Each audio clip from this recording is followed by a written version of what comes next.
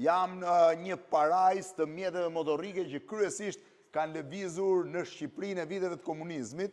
Jam në qendër Tiranës fakt, në një garazh me Erben Prenjasin. Erben, sa kohë ke që merresh me pasionin për makinat? Nuk është se kam një kohë të gjatë, po të shikosh janë mbi 16 vjetë. 16 vjetë? Dhe sa makina ke këtu? Këtu janë 28 makina, për në koleksion janë 33 makina. 33 makina.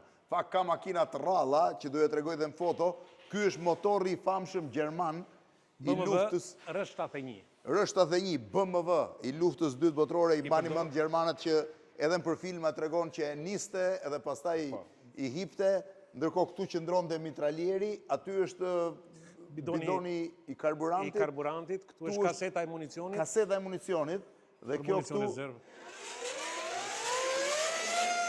është sirena që duhet lajmëronte. Po si ka mundësi motor kaq cilësor? Këta Gjermanët luftuan me këto kudon në...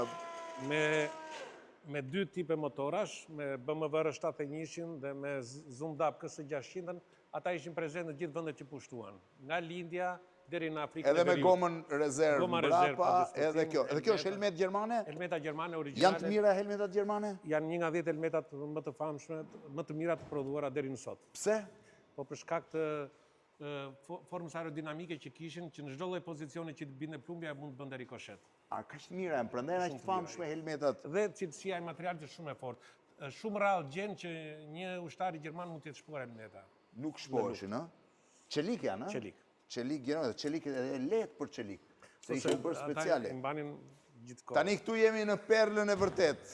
Është zjarfiksja e viteve 65. 65. Prodhim kinez? Prodhim kinez, Yangfang CA30, imitimi i Zisit 150. Sovjetik. Shive sa e bukur është nga brënda, është e gjitha e kuqe, mjafton ti për shtu për ta parë. Edhe mund ta ndezësh. Edhe mund ta ndez? Po.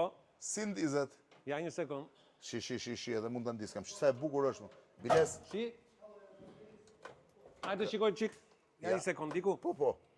I gjithi është një gjendje pune, ha? Është një gjendje pune, u thojmë shpesh me këtë në guida turistike. U thonë shpesh me këtë? Po, dhe... Po ku i hipin njerëzit dhe mbrapa? Hipin dhe njerëzit mbrapa. Po kur ta bëjmë një xhiro bashkë me këtë? Kur të duash, është gati. Shkeli të dyja dhe këtë dhe këtë.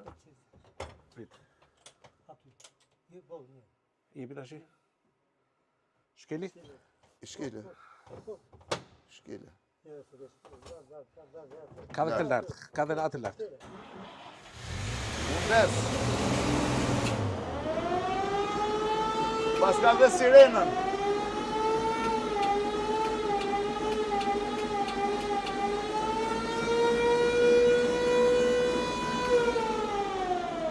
Si fiket? Wow, çfarë lloj makine. Kurse kjo është java e famshme. Po. Java ishte Çekoslovake apo jo? Po.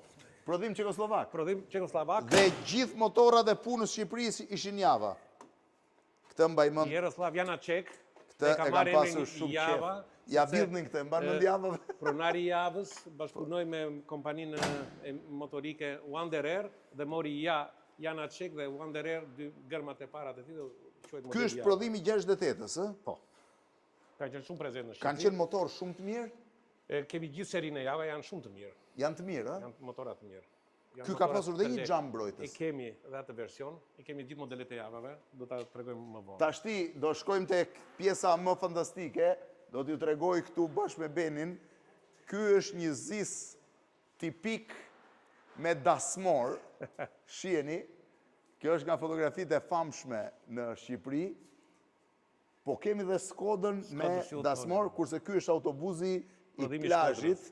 Prodhimi Shkodrës është autobusi Durrës plazh. Vitet 80 është kjo. Fundit 80-s. Po pra, 89-90. 89-90 kur ishte urrënua e gjitha s'kishte. Dhe shifeni tani ky është zisi që i hipej sipër dhe u thonin njerëzit. Dhe u thonin njerëzit. Të rrije mbi këtë zis ishte një prallë më vete sepse ishte lejuar deri 20 veta të qëndroni sipër. Deri 20 veta. Kështu që ja. Këtu rrinin dasmorët.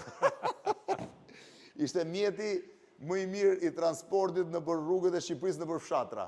Po këtu mund të rri edhe bashkë me mallrat ndonjëherë. Po, gjysmë mallra, gjysmë njerëz, Gjysmë- është si për mallrave. Edhe Ishte si për- ndaluar, po në rrugët rurale, Ata e Edhe bënin. bënin, e Ishte bënin. mundësia më e mirë. Ky është prodhim kinez prodhim kinez dhe ky. i sa cilit vjeta? vit? I vitit 68. 68-a. Po.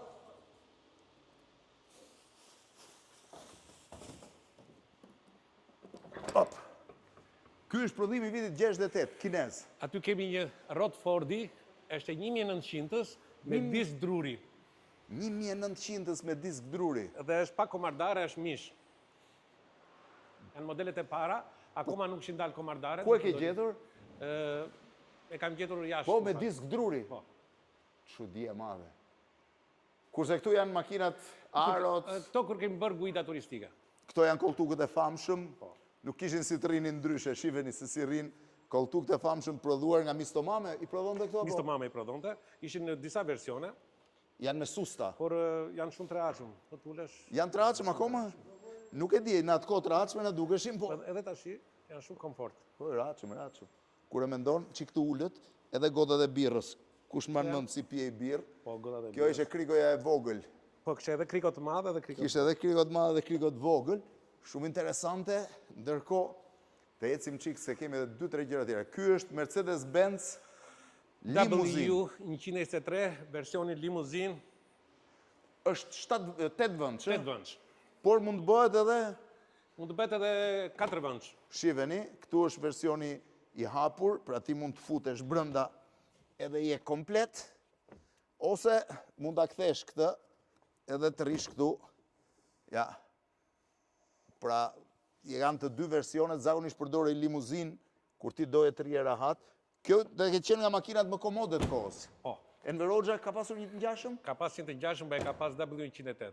W108, çfarë diferencë kishin? Po W108 kishte prodhim i hershëm dhe ishte shumë më luksos se sa W123. A ishte më luksos? Shumë më luksos. Kurse ky është Zuku i famshëm. Kush ka jetuar në Shqipërinë e viteve 70-80, e di që kur shfaqej Zuku i druve, do merre 4 lata dru zakonisht, që mbaheshin brapa dhe njëkohësisht përdorej për gjitha llojet e transporteve të ndërmarrjeve apo jo. Gjithë ndërmarrjet po thuaj se Jo mallra të mëdha, po gjëra më timta. ndërmarrjet industriale ishte ose komplet për mallra ose gjysmë siç është versioni që ne kemi, Ndërkohë shkojmë tek Saureli. Saureli, Liaz, varianti Liaz. Skoda Saureli famshëm, edhe ky është prodhim Çekoslovak. Çekoslovak. Shiheni, këto ishin makinat më të mëdha që kishte parku i mallrave në atë kohë. Kishin dhe disa, dhe Liaz më duket. Ka pas, ka qenë Skoda, rotoshe i quajnë zakonisht, Skoda RT 706. Beni, Ishin me 4 variant, e kemi atë variant. Kjo është MZ-ja e Kjo është famshme. muzeja Fapshi 250, Prodhim gjermano-lindor. Ky ishte më cilësor se Java? konkuronte me javën. Po. Të gjitha nivelet cilësore të mjeteve motorike të lindjes ishin pothuajse të barabarta. Si ishin në gjë Nuk secili, konkuronin dot me me perëndimin. perëndimin. Një pyetje, sa makina ka pasur Shqipëria në përdorim vitin 89? Mendoj që ka patur rreth 14.000 makina. 14.000 gjithsej. Gjithsej. Sa shka një lagje Tiranës sot? Po. Çuditshme. Ndërkohë, po shkojmë tek pjesa tjetër, që është parajsa e mjeteve të policisë. Këtu jemi tek një seri e mjeteve të policisë që janë përdorur. Tani prit se mjetet e policisë i fillojmë vete. Edhe një kas më.